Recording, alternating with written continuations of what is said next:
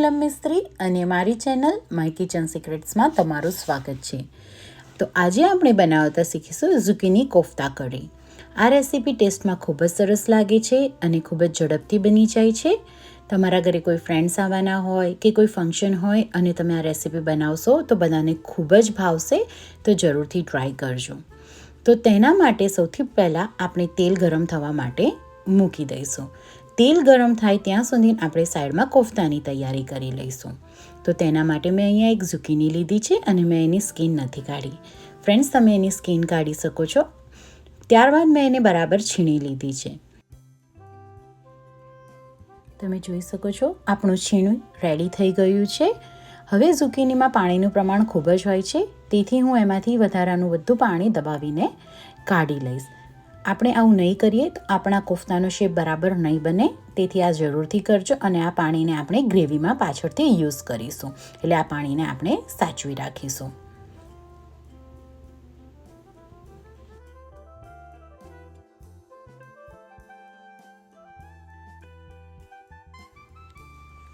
ત્યારબાદ આપણે તેમાં બધા મસાલા કરી દઈશું. તો તેના માટે મેં અહીંયા 2 ચમચી જેટલો ચણાનો લોટ લીધો છે, 1 ચમચી જેટલું લાલ મરચું પાવડર, 1 ચમચી જેટલું ધાણા પાવડર અને અડધી નાની ચમચી હળદર પાવડર લીધો છે અને સ્વાદ અનુસાર મીઠું લીધું છે. આપણે તેને બધું બરાબર રીતે મિક્સ કરી લઈશું.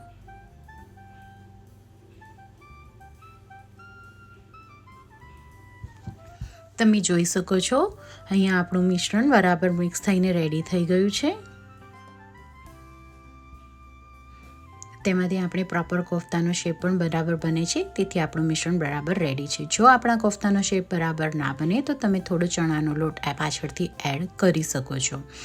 અને અહીંયા અમે કોફતાનો શેપ લંબગોળ આપ્યો છે. તમે કોઈ પણ શેપ આપી શકો છો તમારે પસંદ પ્રમાણે.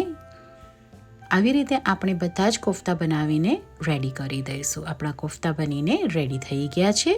હવે તેને આપણે ફ્રાય કરી દઈશું. આપણું તેલ પણ સરસ ગરમ થઈ ગયું છે.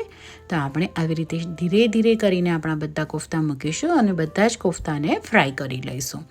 આ કોફતા ખૂબ જ સોફ્ટ બને છે મિત્રો, એટલે તેને હલાવવાની જરૂર નથી. એ તળાશે એટલે એની જાતે જ નીચે તળિયેથી છૂટા પડી જશે.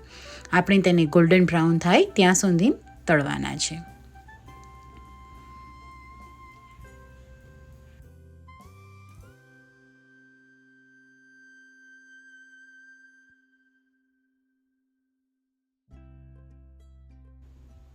હવે આપણા કોફતા તળાઈને રેડી થઈ ગયા છે. તો આપણે ગ્રેવીની તૈયારી કરીશું. જે પેનમાં મેં કોફતા તળ્યા હતા તેમાંથી વધારાનું તેલ કાઢીને 1 ચમચી જેટલું તેલ એમાં રાખ્યું હતું અને 1 ચમચી જેટલું મેં બટર એડ કર્યું છે. ત્યારબાદ હું તેમાં 1 ચમચી જેટલું જીરું નાખીશ અને બરાબર રીતે એને સાંતળી દઈશ. ત્યારબાદ હવે તેમાં આપણે 1 કાંદો મોટો સમારીને લીધો છે, લસણ પણ મોટું સમારીને લઈ લીધું છે, 4 આખા લીલા મરચાં નાખી દીધા છે, આદું પણ મોટું સમારીને લઈ લીધું છે અને 4 થી 5 એલચી, 4 થી 5 લવિંગ અને 1 તજનો ટુકડો લઈ લીધો છે, તે એમાં નાખી દીધું છે અને બરાબર રીતે મિક્સ કરી લીધું છે. ત્યારબાદ તેમાં હું મગજતરીના બિયા અને કાજુ પણ તેમાં જ નાખી દઈશ અને છેલ્લે થોડું હું મીઠું નાખીશ, જેથી આપણા કાંદા જલ્દી ચડી જાય. આને બરાબર સાંતળવાનું નથી. આને ખાલી થોડીક એમાંથી બધી જે કાચી સ્મેલ છે આદુની, લસણની અને કાંદાની, તે જ નીકાળવા માટે સાંતળવાનું છે અને કાંદાને ટ્રાન્સપરન્ટ કરવાના છે. કાંદા ટ્રાન્સપરન્ટ થઈ જાય પછી તેમાં આપણે 1 મોટો ટામેટું સમારીને નાખી દઈશું. એને પણ મેં રફલી જ ચોપ કરીને નાખ્યું છે. બધું જ બરાબર સંતળાઈ જાય પછી તેને આપણે એક મિક્સર જારમાં લઈ લઈશું અને તેને આપણે સ્મૂધ પેસ્ટ બનાવી લઈશું.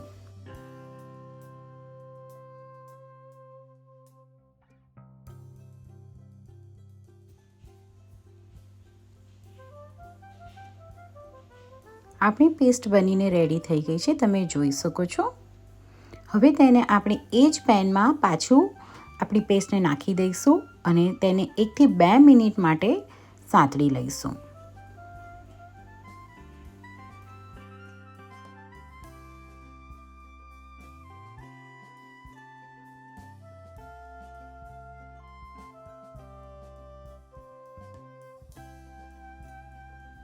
ત્યારબાદ તેમાં આપણે સૂકા મસાલા નાખીશું. તો તેમાં મેં લાલ મરચું પાવડર અને ધાણા પાવડર લીધું છે 1 ચમચી.